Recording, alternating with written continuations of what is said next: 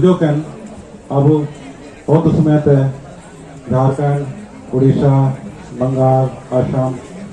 Suban Pai Tujukan Harko Mexico and Dr. Moj Papa Itu Demata Jawar. Na aku kadi na Suban Hotu Jagar Kana.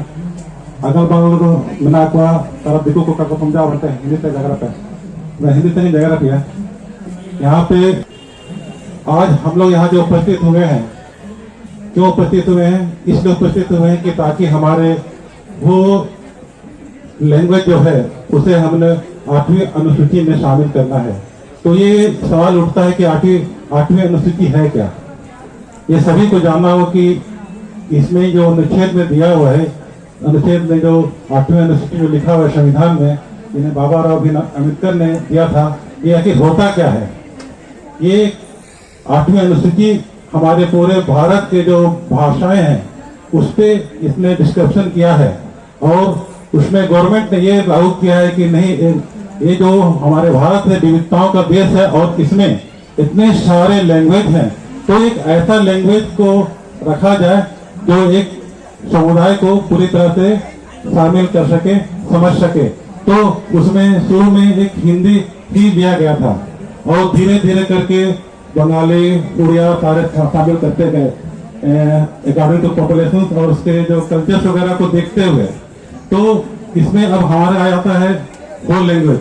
तो whole language भी इसमें हम लोग शामिल करने के लिए लगे हुए हैं।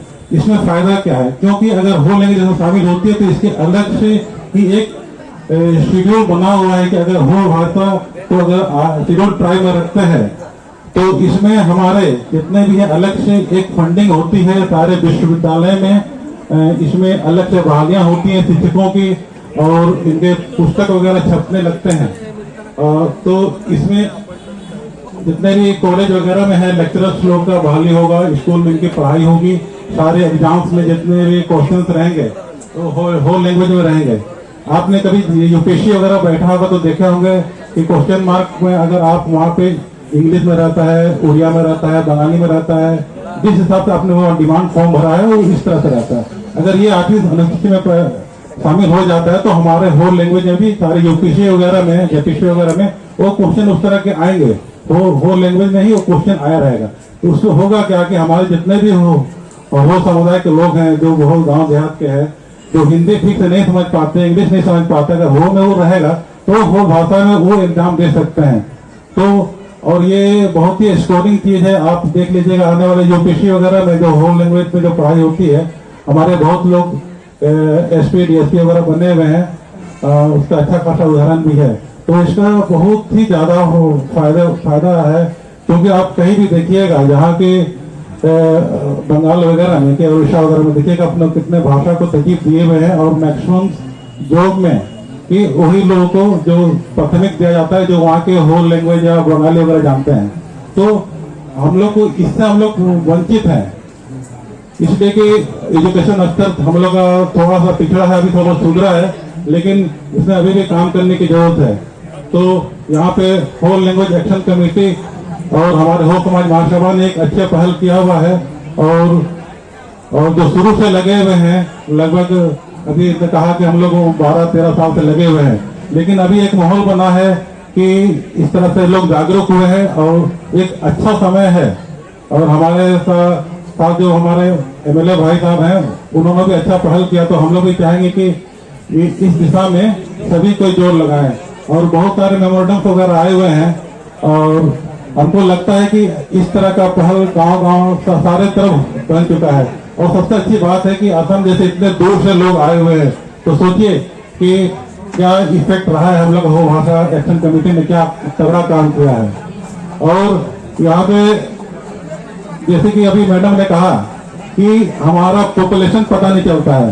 सही में हमारा पॉपुलेशन पता नहीं चलता है क्योंकि जो जनगणना होती है उसमें बहुत सारे लोगों को अलग अलग धर्मों की सूची में डाल दिया जाता है क्योंकि हम लोग यहाँ पे एक धर्म भी स्पष्ट आदमी नहीं लिख पाता कि हम लोगों ने संविधान अप्लाई किया किसी ने उसमें लिख दिया कि हाँ तो भाई हम तो हिंदू हैं हम क्रिश्चियन हैं हम बंगाली हैं जो बंगाल में बंगाली कहती है अपने आप को जो उड़ीसा में हम लोग उड़िया धर्म को करते हैं।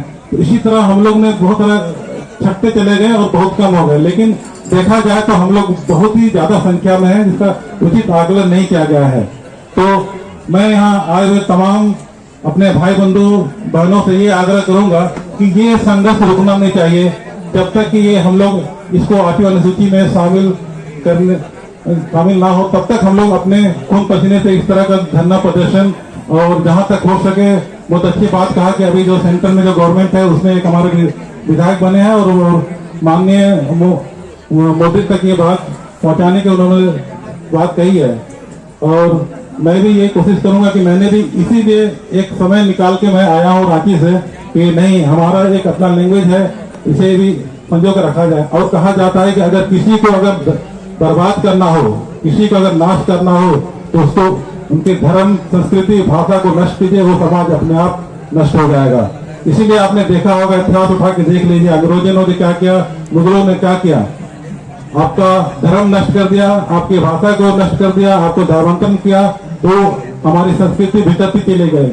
एक कहा भी जाता है कि किसी को भी बर्बाद करने के लिए, किसी भी संस्कृति को बर्बाद करने के लिए, वहाँ का भाषा को अगर आपने बर्बाद कर दिया, वहाँ के मंदिर और पूजा स्थल को आपने बर्बाद कर दिया, तो वहाँ के लोगों की संस्कृति ऐसे ही माने खत्म हो जाएगी।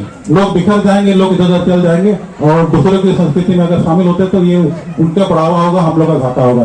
तो मैं इसलिए कहना चाहूंगा अपने जोरदार दिल से कि आप लोग इस हिस्सा में जो बढ़ चढ़ के हिस्सा लिए हैं, आगे भी इस जोश को कम नहीं होने दीजिएगा। अंत में यही मैं कहना चाहूंगा, कौन कहता है कि आसमान में सुराग नहीं हो सकता? कौन कहता है कि आसमान में सुराग नहीं हो सकता? एक पत्थर तो तबीयत से उछालो यारो। जोहार के सलाम। Así es que